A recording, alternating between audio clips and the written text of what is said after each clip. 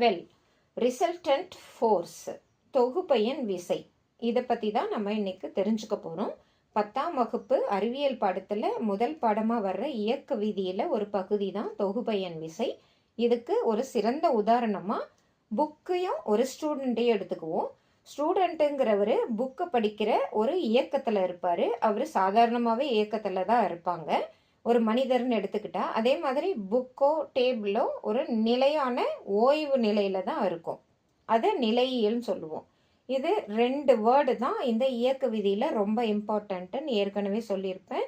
ஏன்னா அறிவியலை மிக சிறந்த முறையில் நம்ம அண்டர்ஸ்டாண்ட் பண்ணிக்கணும். அதை புரிஞ்சுக்கலைன்னா அறிவியல் ரொம்ப கஷ்டமாயிடும், மார்க்கும் குறைஞ்சிரும். அதனால தான் இந்த மாதிரி எக்ஸாம்பிள் கொடுத்துருக்கேன். புக்குன்ற எக்ஸாம்பிள் எடுத்துக்கோங்க, ஒரு ஸ்டூடெண்ட்டுன்ற ஒரு எக்ஸாம்பிள் எடுத்துக்கோங்க. ஸ்டூடெண்ட்டு இயக்கவியலில் இருக்காங்க, புக்கு நிலையான நிலையியலில் இருக்குது. அப்போது தொகுபயன் விசைன்னா என்ன அப்படின்ற கேள்வி வரும் இல்லையா? இப்போது ஸ்டூடெண்ட்டு ஒரு இயக்கத்தில் புக்கு படிச்சுட்டு இருக்காரு, அது இயக்கவியல்னு சொல்லுவாங்க. ஓகே, இயக்க விசையல்னா புக்கை ஒரு ஸ்டூடெண்ட் ஒரு பேஜில் இருந்து இன்னொரு பேஜுக்கு திருப்பும் போது என்ன நடக்குது? ஸ்டூடெண்ட்டோட இயக்கம் ப்ளஸ்ஸு அந்த புக்கு மேலே செலுத்துகிற விசை, இதுதான் இயக்க விசையியல் அப்படின்னு சொல்லுவாங்க.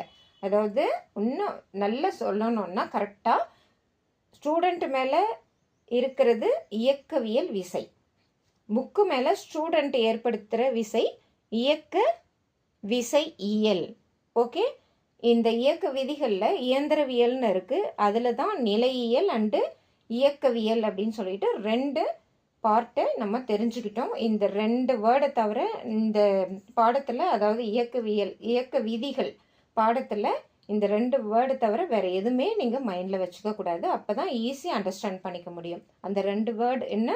இயக்கம் அண்டு நிலைமம். தேங்க்யூ. ஓகே, தொகுபயன் விசை என்பது இப்போ நான் சொன்னேன் இல்லையா, இயந்திரவியல் அதில் 2 வகையாக பிரிஞ்சு இருக்கிற இயக்கவியல் நிலையியல், அதை 2 பகுதியாக பிரிக்கிற இயக்கவியல் இயக்க விசையியல். இந்த அனைத்து விசையும் சேர்ந்து ஒரு விசையாக மாறுறது தான் தொகுபயன் விசை. அதாவது இந்த எக்ஸாம்பிள் எடுத்துக்கோங்க, ஒரு புக்கை ஒரு ஸ்டூடெண்ட் படிக்கிறது தான் அதில் விசை. இதில் இயக்கத்தில் இருக்கிற ஸ்டூடெண்ட்டோ அல்லது புக்கோ அல்லது அந்த ஸ்டூடெண்ட்டு அந்த புக்கோட பேஜை திருப்புறாரே இயக்க விசையியல், இதுவோ எல்லாமே சேர்ந்தது தான் ஒரே ஒரு விசையாக படிக்கிற மெத்தடு. அதாவது அந்த விசை, படிக்கிற விசை, அதுதான் தொகுபயன்